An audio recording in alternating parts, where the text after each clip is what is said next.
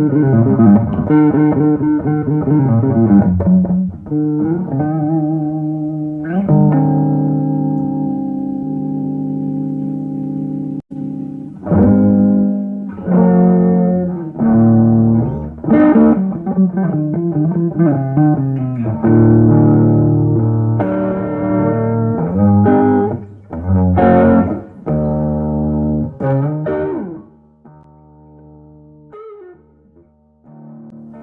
guys, welcome back to the channel. It's me, B. Riley. You can find my name floating over there on a circle if you want to follow on Instagram. If not, just go ahead and make sure you hit the like and subscribe button and drop your comments down into the section below so that we can get into it. That being said, today's video is not actually the scheduled video for this week. And the reason is I had a guitar fall into my lap that needed a bit of work that was kind of, run of the mill, and it wasn't anything that was really video worthy. But after getting it all together and really plugging it in and playing it, it has kind of eluded me, the origins of this guitar. So what I wanted to do was go ahead and throw it in front of you guys, give you guys kind of a bit of a tour of this thing, bit of a review of it, but not really a review in the conventional sense that we have where we talk about investment value and all that sort of stuff and break it down pragmatically. Instead, kind of just like kick the tires, wander around this thing as if we were passing it around in a music shop. So let's go ahead and start passing this thing around.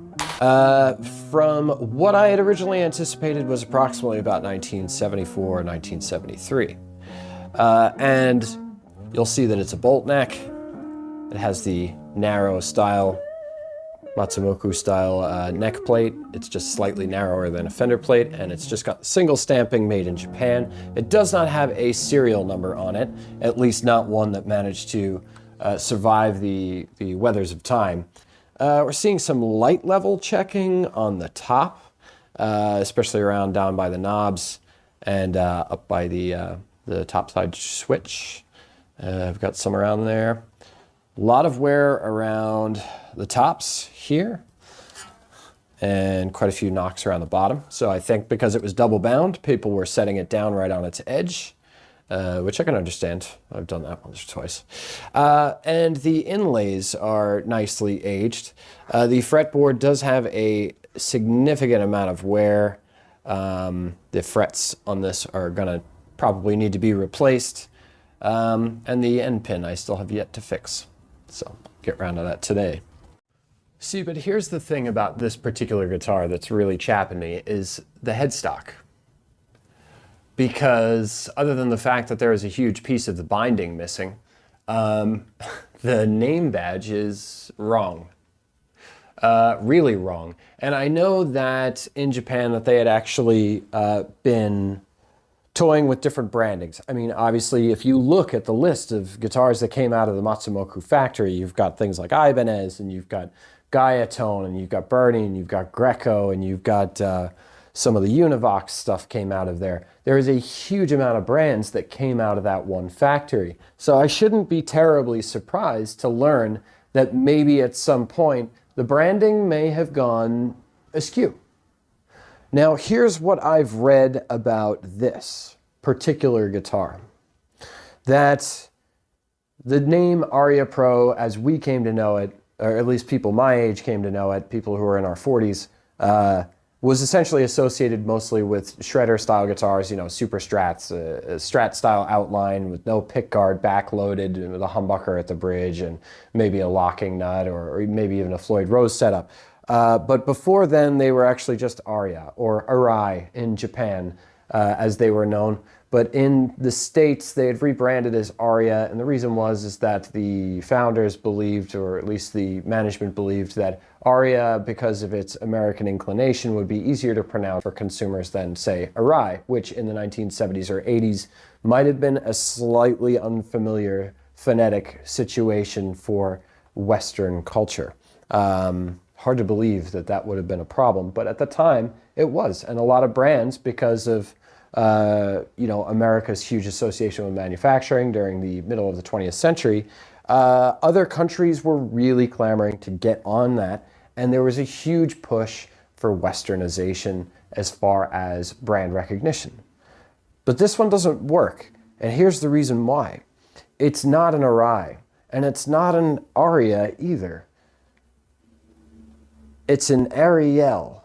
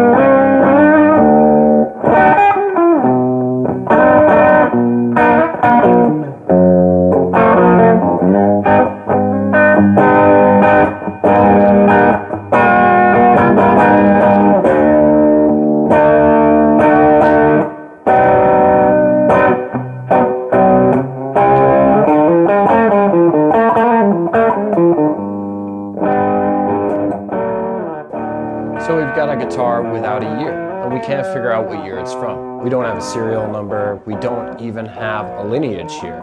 And the reason is though we know that Aria built this guitar and that it was Matsumoto made, we can't tell what it was actually branded as and went out as. And since a lot of those guitars were made together on the same lines with kind of, you know, basically parts bins being thrown at them, getting the same tuners, getting the same pickups and things like that, things like the pickups, which on this guitar have been replaced, are just another step in the chain that we cannot follow. So unless you guys have a real specific knowledge of this particular guitar, you know, it's gonna be hard to gauge it. And it's gonna be increasingly difficult to figure out its inherent value. Which brings us to the next point up.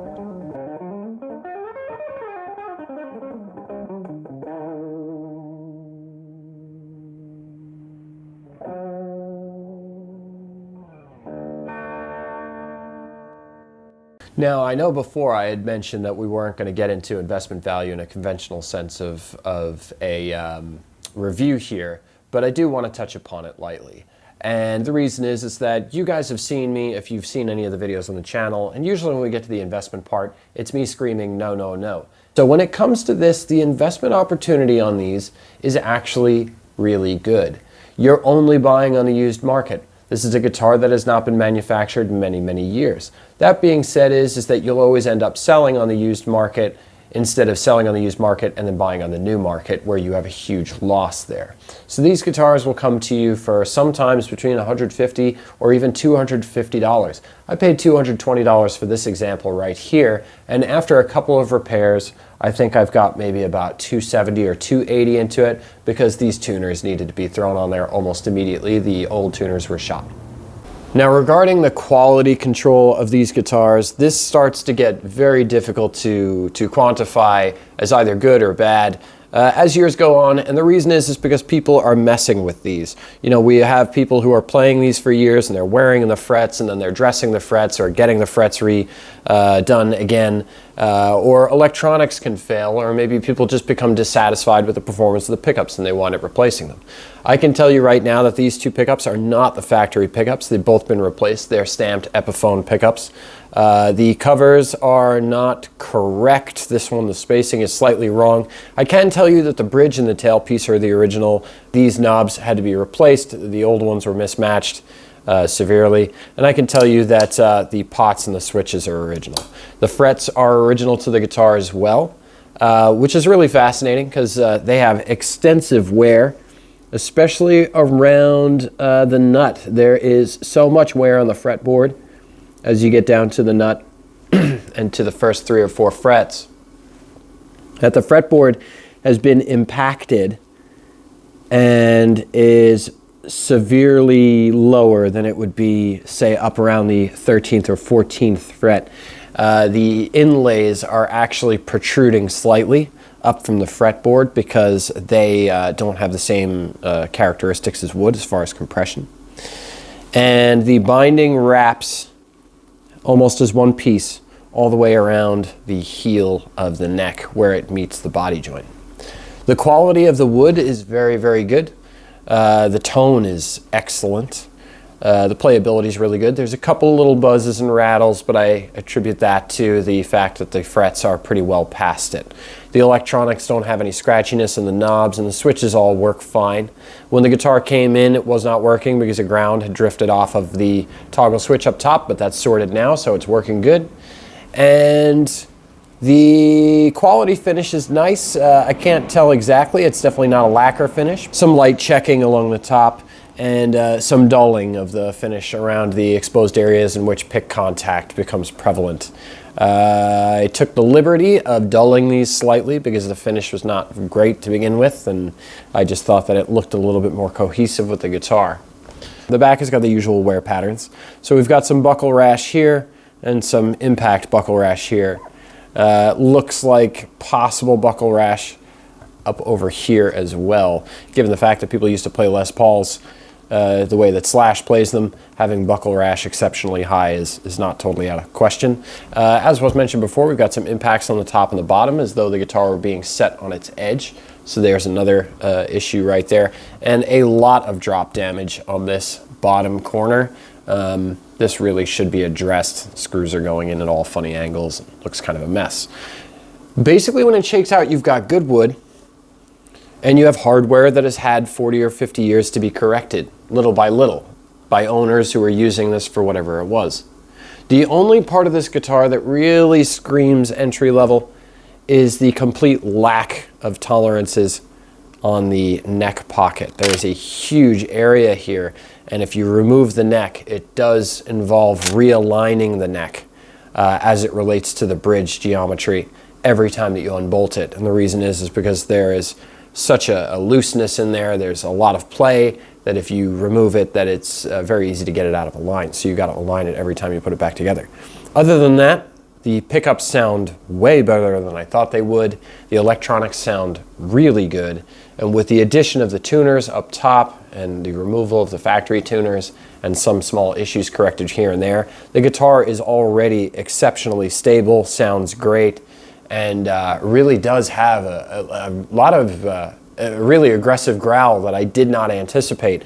But I guess that's the thing, you know, when it shakes out, 50-year-old piece of wood that's been curing, 50-year-old piece of wood that's been curing, and some wires and some magnets in between, and you just can't argue with the basic physics of good wood with some strings on top of it and a well-done setup, and you've got a good guitar.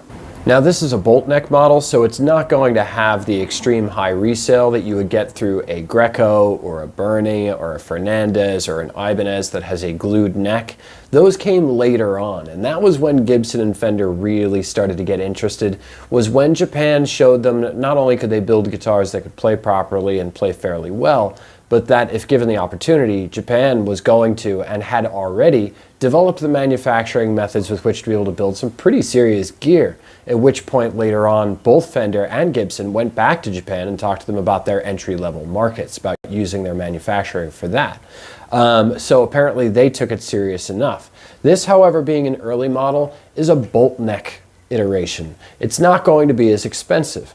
But this kind of comes back to the being in love with cheap guitar thing. The truth of it is, I like that this is a bolt neck. I can put a Bigsby B7 on this and not feel, you know, too down about it. I can mess around with the geometry of the guitar and not worry about stressing out a glued neck that would be very expensive to repair or substantiate a large capital loss if it were broken. There are a lot of liberating things about cheap vintage guitars, and this one is cheap and it is vintage. I got $270 in it, and as far as investment value on these particular models, the truth of it is that there are going to be less of these in circulation in a year than there are right now, and that trend is going to continue. With that trend constantly eroding the availability of this particular product, the price will then react in flux and come back up as supply and demand equalizes on the market value of these. If you had one of these with a glued neck, you'd be looking at about probably between $600 and $900. A really clean example of a Greco or a Bernie later model with a glued neck, you may be looking at $1,200 or $1,300. But for an Aria, that would be this, or Ariel, however you want to look at it, or for an early Ibanez, or a Univox bolt neck, or a Columbus bolt neck, because that is also the same manufacturer. Any of those, you're looking at about between $250 and $450. And those guitars used to cost $75, $85. So they are starting to come up in price. Are they going to turn into a screaming hot deal like a 1958 or 1959 Telecaster that you've had for 50 years? No, totally not.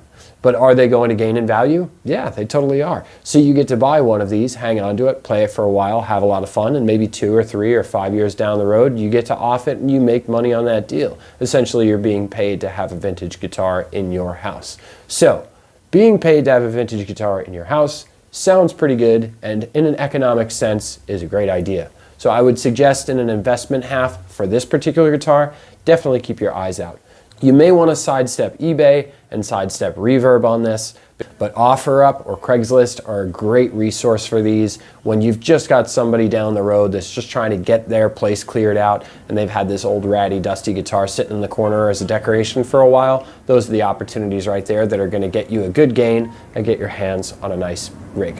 Well, there you guys have it. Just a kind of a quick walk around and kick the tires on this Aria or Ariel or whatever it is, an Arai or a Diamond.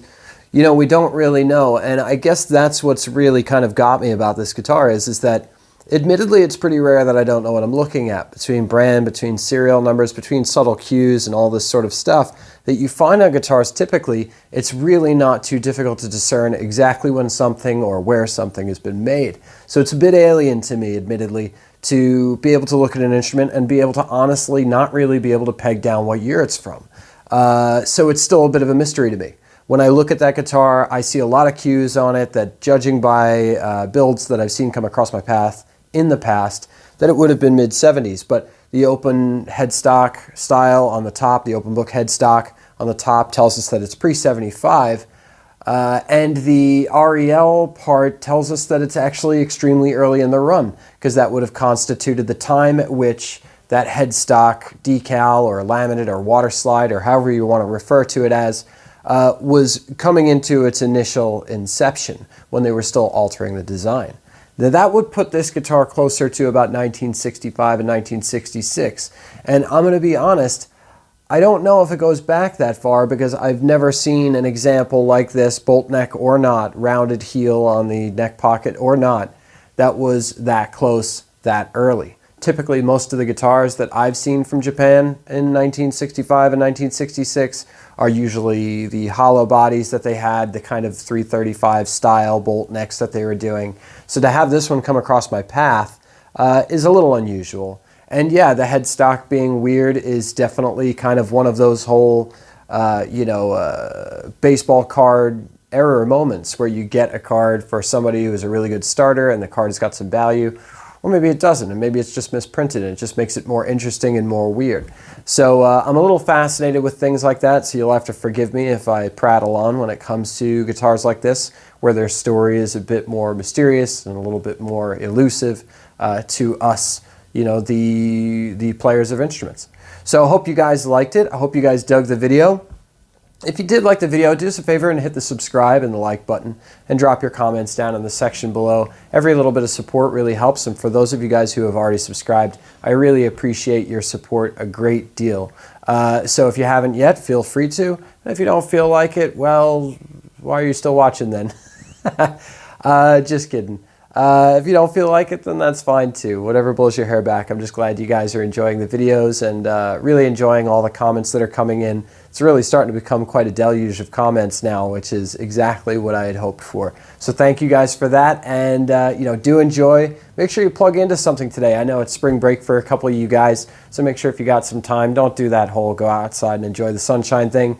Just plug in a guitar and play as loud as you can wherever you are. All right, I'll see you guys next week. We're going to be starting up again with our 65 Jag refinish on our original bound neck 1965 Jag. So it'll be good to get back to project mode. In the meantime, I will see you guys and have a beautiful afternoon.